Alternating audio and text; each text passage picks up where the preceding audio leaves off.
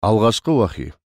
Бұл кезде Меккедегі бай мен кедейдің арасы әбден ажырап біткен еді.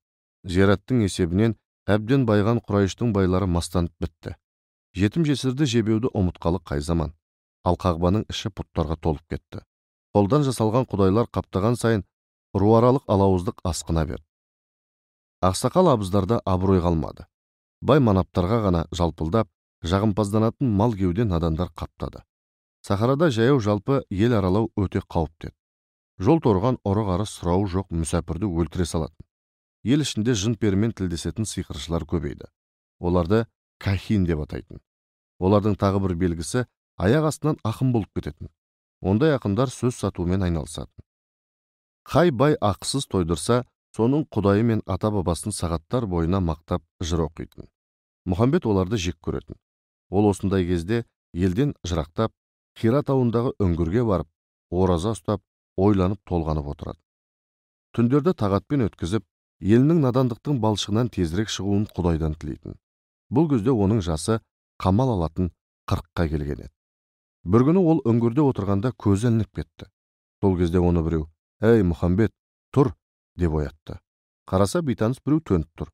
Ол үңгірден сыртқа қарай жүрді. Мұхамбет ізіне ілесті. Кенет күтпеген оқиға болды.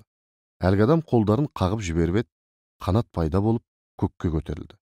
Жайған қанаттың екі ұшы Сафа мен Маруа тауын жалғап тұрды.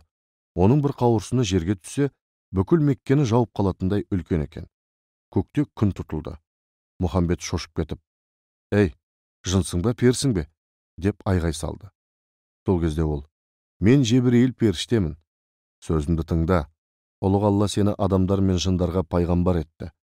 Мен Алланың уахиін әкелдім», деді де жұмақтың жібегіне жазылған бір хатты шығарып Мұхамбетке берді.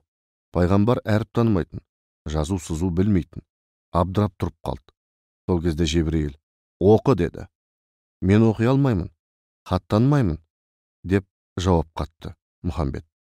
Жебірейіл Мұхамбетті қапсырақ құшақтап алды да «Оқы» деп қатқылдау бұйырды. Дем жетпей тұншығып бара жатқан Мұхамбет: «Мен оқи алмаймын», деді. Үшінші ретте Жебірейіл бұрынғыдан да қаттырақ қысқаны сонша, Мұхамбеттің қабырғалары сынып, демі үзілуге шақ қалды. «Оқы деймін саған», деді. Мұхамбет жібектен ешқандай жазу көрмеді. «Мен оқи алмаймын», деді тұншығып. Сол кезде Жебірейіл оның көңіл көзін жауып тұрған пердені жыртып жіберді. Мұхамбеттің жүрек көзі ашылды.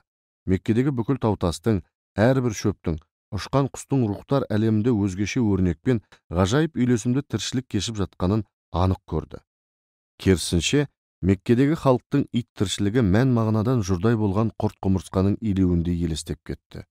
Сол кезде Жебірейіл: «Сені ұйыған қаннан жаратып, тамшыдан өсіріп тәрбиелеген Алланың атымен оқы», деп бұйырды.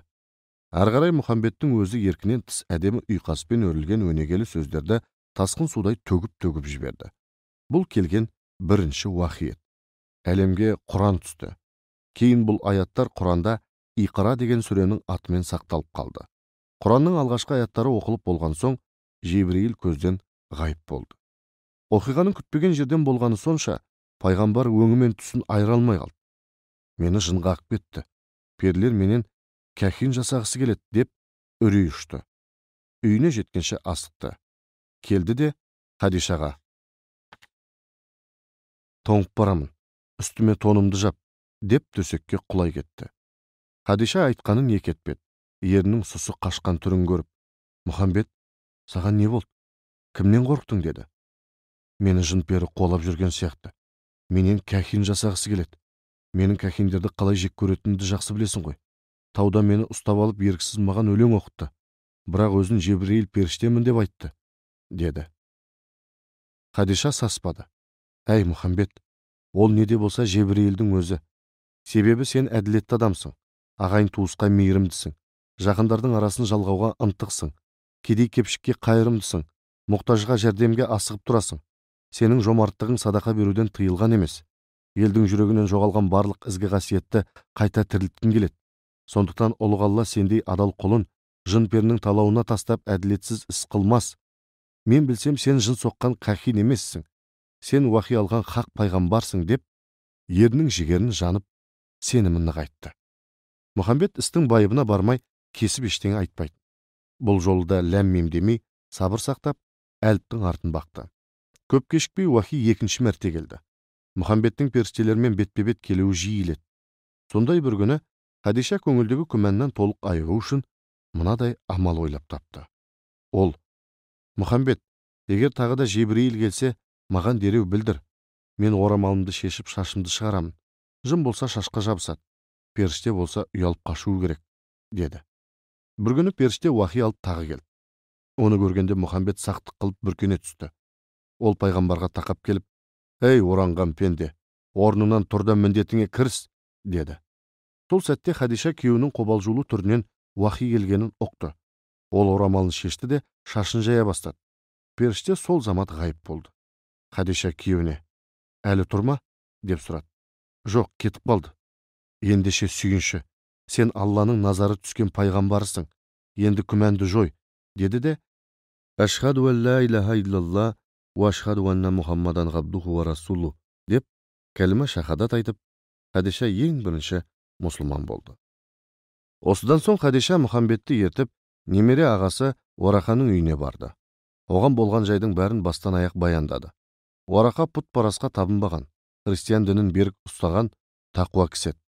Ол Ғайсаның бүкіл өсиеттерін жатқа соғатын. Ол Мұхаммедтің басынан өткен оқиғаның бәрін мұқият тыңдап болған соң: «Мен білсем, сен хақ пайғамбарсың. Пайғамбарлығың құтты болсын. Оның дәрежесі қандай ұлық болса, ендігі арқалайтын жүгі де сондай ауыр болмақ. Хадиша, сен тұңғыш мұсылмансың. Құтты болсын бақытың. Бұл бақытты енді қолдан берме. Мұның жолында мал түгел жаның пида болса да, белді бекем буын керек. Себебі оның діні төрткүл дүниеге түгел тарайды», деді. Пайғамбардың сенімі күшейіп, күмәні сейілді.